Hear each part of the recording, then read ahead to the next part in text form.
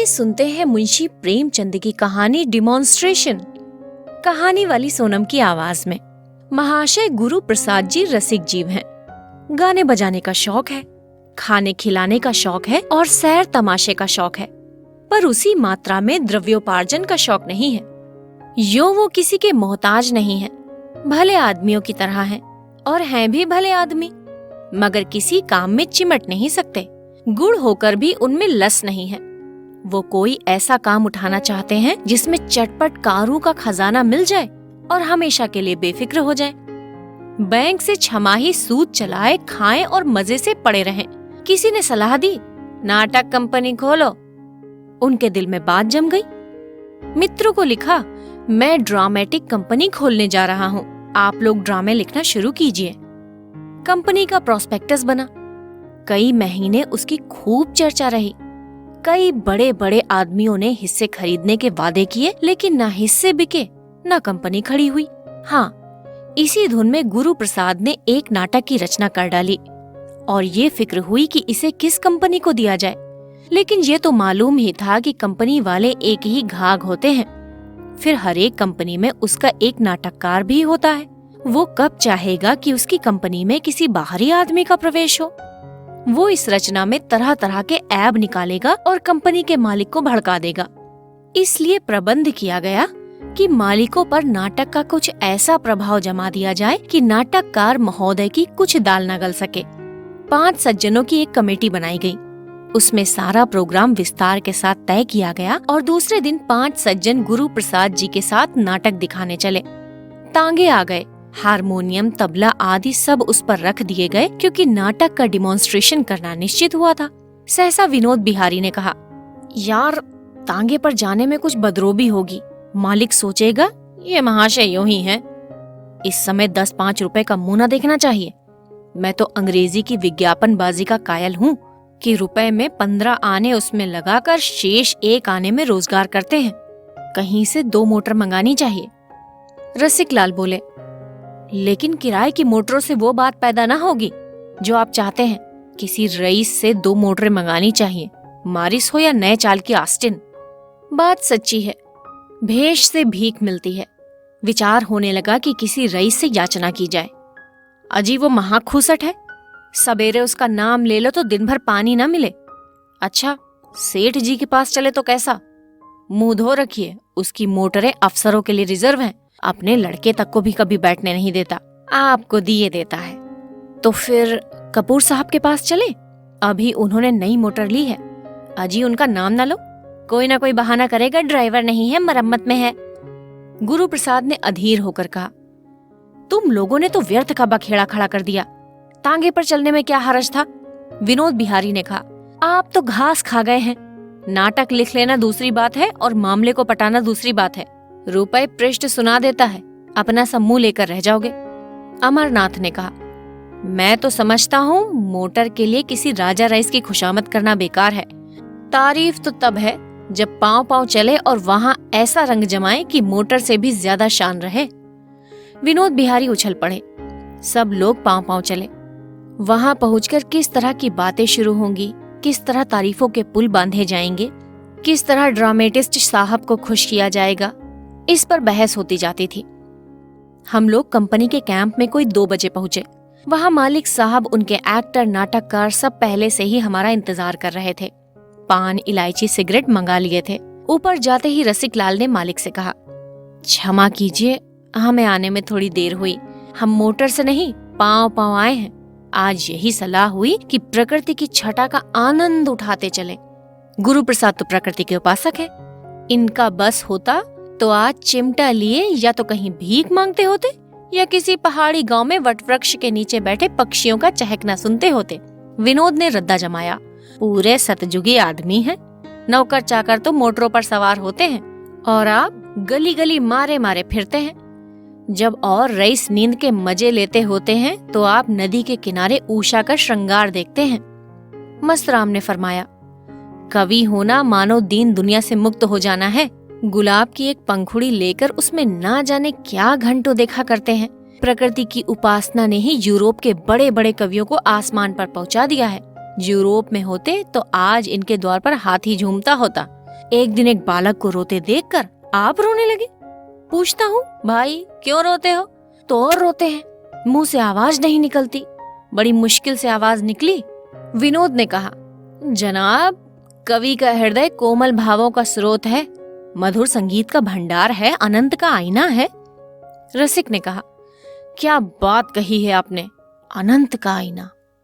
वाह, कवि की सोहबत में आप भी कवि हुए जा रहे हैं। गुरु प्रसाद ने नम्रता से कहा, मैं कवि नहीं हूँ और ना मुझे कवि होने का दावा है। आप लोग मुझे जबरदस्ती कवि बनाए देते हैं। कवि सृष्टि की वो अद्भुत रचना है जो पंचभूतों की जगह 9 रसों से बनती है। मस्तराम ने कहा, आपका यही एक वाक्य है जिस पर सैकड़ों कविताएं न्यौछावर हैं। सुनिए आपने रसिक लाल जी, कवि की महिमा याद कर लीजिए, रट डालिए। रसिक लाल ने कहा, कहाँ तक याद करें भैया, ये तो सूक्तियों में बात करते हैं और नम्रता का ये हाल है कि अपने को कुछ समझते ही नहीं। महानता का यही लक्षण है, जिसने अपने को कुछ समझा वो गया। आप तो अब खुद ही सुनेंगे, इस ड्रामे में अपना हृदय निकाल कर रख दिया है। कवियों में जो एक प्रकार का अल्हड़पन होता है, उसकी आप में कहीं गंध भी नहीं। इस ड्रामे की सामग्री जमा करने के लिए आपने कुछ नहीं तो 1000 बड़े बड़े पोथों का अध्ययन किया। वाजिद अली शाह को स्वार्थी इतिहास लेखकों ने कितना कलंकित किया है, आप लोग जानते ही हैं। उस लेख राशि को छांटकर उसमें से सत्य के तत्व खोज निकालना आप ही का काम था। विनोद ने कहा, इसलिए हम और आप दोनों कलकत्ता गए और वहाँ कोई 6 महीने मटिया बुर्ज की खाक छानते रहे। वाजिद अली शाह की हस्तलिखित एक पुस्तक की तलाश की। उसमें उन्होंने खुद अपनी जीवन चर्चा लिखी है। एक बुढ़िया की पूजा की गई, तब कहीं जाके 6 महीने में किताब मिली। अमरनाथ ने कहा, पुस्तक नहीं रत्न है। मस्तराम ने कहा, उस वक्त तो उसकी दशा कोयले की थी। गुरु प्रसाद ने उस पर मोहर लगाकर अशरफी बना दिया। ड्रामा ऐसा चाहिए कि जो सुने दिल हाथों से थाम ले, एक एक वाक्य दिल में चुभ जाए।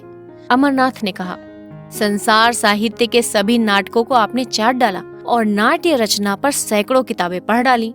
विनोद ने कहा, जभी तो चीज भी लासानी हुई है। अमरनाथ ने कहा, लाहौर ड्रामेटिक क्लब का मालिक हफ्ता भर यहाँ पड़ा रहा, पैरों पड़ा कि मुझे ये नाटक दे दीजिए, लेकिन आपने न दिया। जब एक्टर ही अच्छे नहीं तो उनसे अपना ड्रामा खिलवाना उसकी मिट्टी खराब कराना था। इस कंपनी के एक्टर माशाअल्लाह अपना जवाब नहीं रखते और इस नाटककार की सारे जमाने में धूम है। आप लोगों के हाथ में पड़कर ये ड्रामा धूम मचा देगा। विनोद ने कहा, एक तो लेखक साहब खुद शैतान से ज्यादा मशहूर हैं, ऊपर से यहाँ के एक्टरों का नाट्य कौशल, शहर लुट जाएगा जी। मस्तराम ने कहा, रोज ही तो किसी न किसी कंपनी का आदमी सिर पर सवार रहता है, मगर बाबू साहब किसी से सीधे मुंह बात नहीं करते। विनोद ने कहा, बस एक कंपनी है जिसके तमाशे के लिए दिल बेकरार रहता है, नहीं तो और जितने ड्रामे खेले जाते हैं 2 कौड़ी के। मैंने तमाशा देखना ही छोड़ दिया। गुरु प्रसाद ने कहा, नाटक लिखना बच्चों का खेल नहीं है, खून जिगर पीना पड़ता है। मेरे ख्याल में एक नाटक लिखने के लिए 5 साल का समय काफी नहीं, बल्कि अच्छा ड्रामा जिंदगी में एक ही लिखा जा सकता है।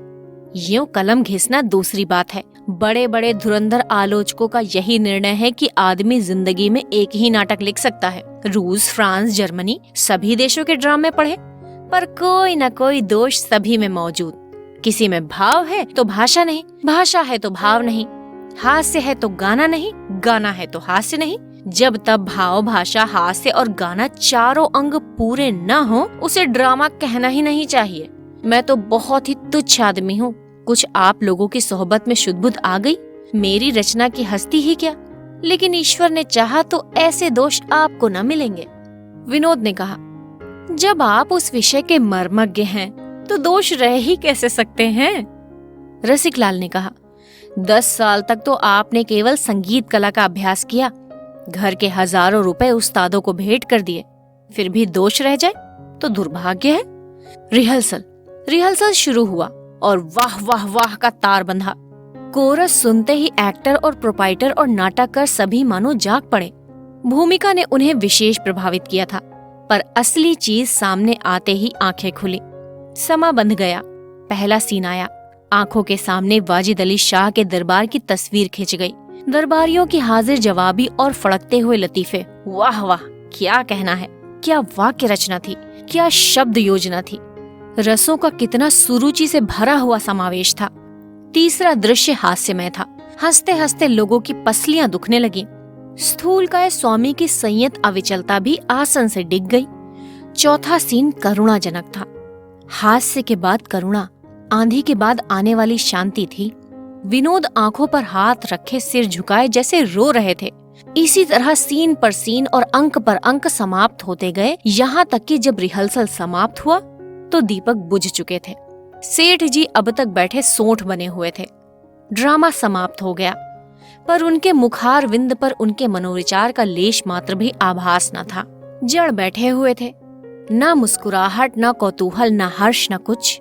विनोद बिहारी ने मामले की बात पूछी, तो इस ड्रामे के बारे में श्रीमान की क्या राय है? सेठ जी ने उसी विरक्त भाव से उत्तर दिया, मैं इसके विषय में कल निवेदन करूंगा।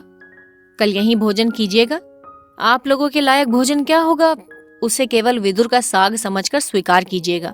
पंच पांडव बाहर निकले। तुम्हारे खुशी के सबकी बाँछें खिली जाती थी। विनोद ने कहा, 5,000 की थैली है, नाक नाक बद सकता हूँ। अमरनाथ ने कहा, 5,000 की है कि 10, ये तो नहीं कह सकता, पर रंग खूब जम गया। रसिक ने कहा, मेरा अनुमान तो 4,000 का है। मस्तराम ने कहा, और मेरा विश्वास है कि 10,000 से कम तो वो कहेगा ही नहीं।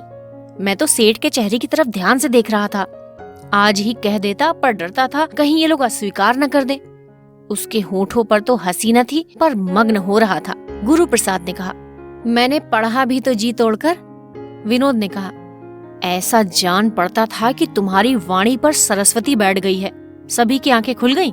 रसिक ने कहा, मुझे उसकी चुप्पी से जरा संदेह होता है। अमर ने कहा, आपके संदेह का क्या कहना, आपको ईश्वर पर भी संदेह है। मस्तराम ने कहा, ड्रामेटिस्ट भी बहुत खुश हो रहा था।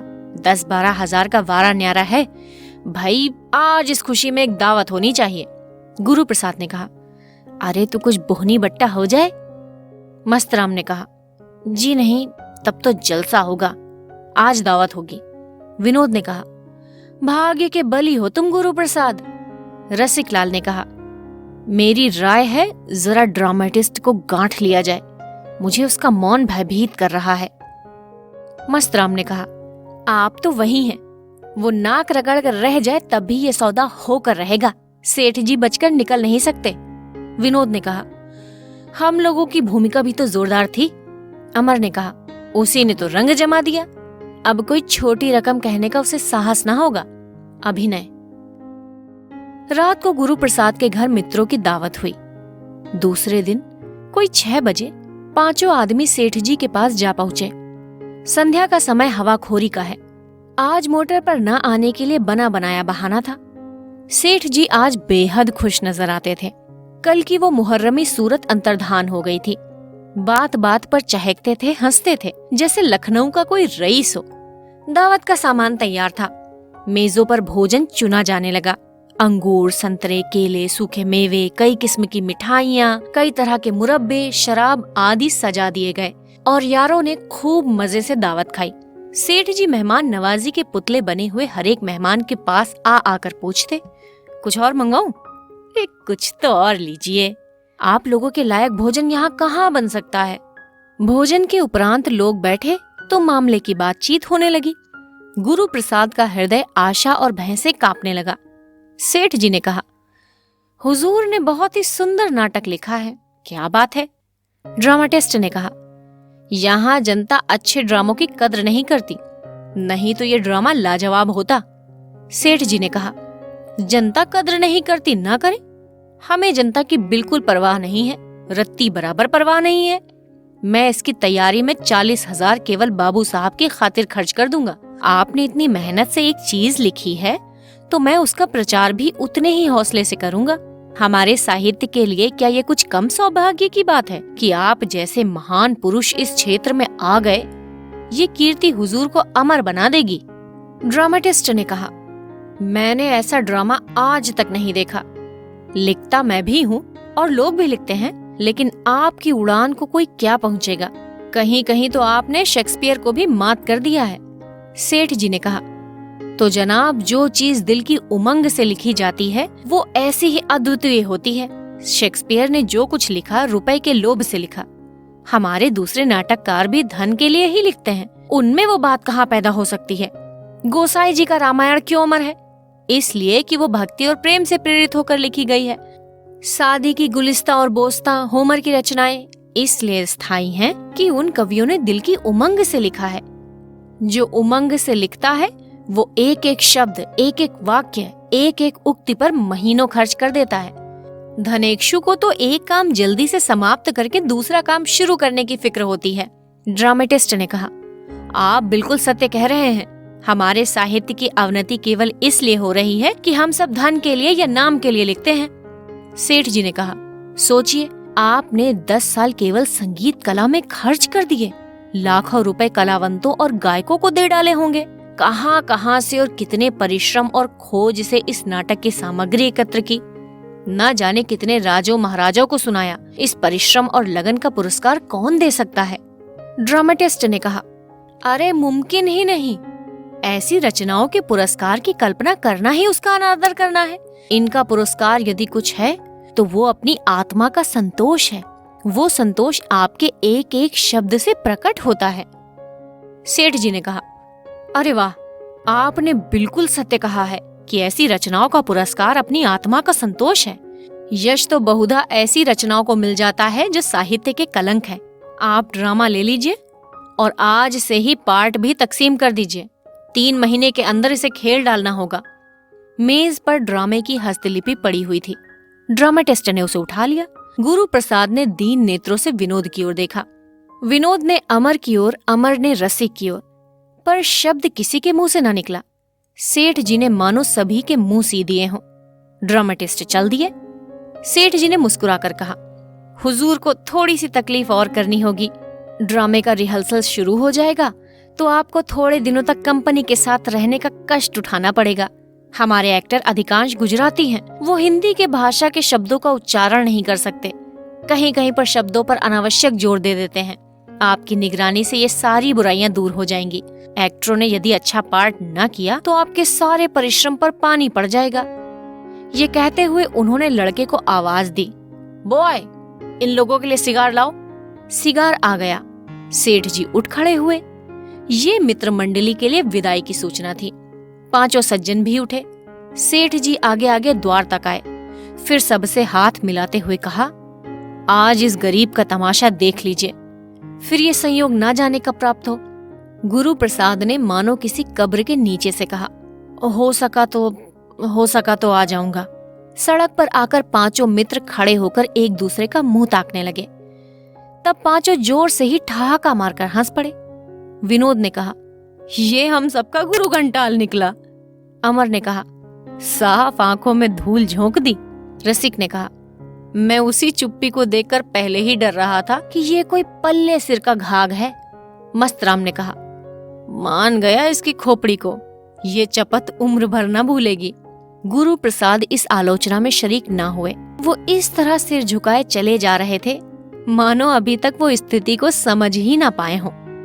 आप सुन रहे थे मुंशी प्रेमचंद की कहानी डिमॉन्स्ट्रेशन, कहानी वाली सोनम की आवाज में। इसी चैनल पर आपको मुंशी प्रेमचंद का उपन्यास निर्मला और गोदान भी मिलेगा। कृपया उन्हें जरूर सुनिए और अपने कमेंट्स लिखकर प्लीज रिव्यू जरूर बताइएगा। जल्द ही एक नई कहानी लेकर आपके सामने उपस्थित होंगे। अगर आपको ये कहानी पसंद आई हो तो इसे लाइक कीजिए, अपने मित्रों के साथ शेयर कीजिए और इस चैनल को जरूर सब्सक्राइब कीजिए। धन्यवाद।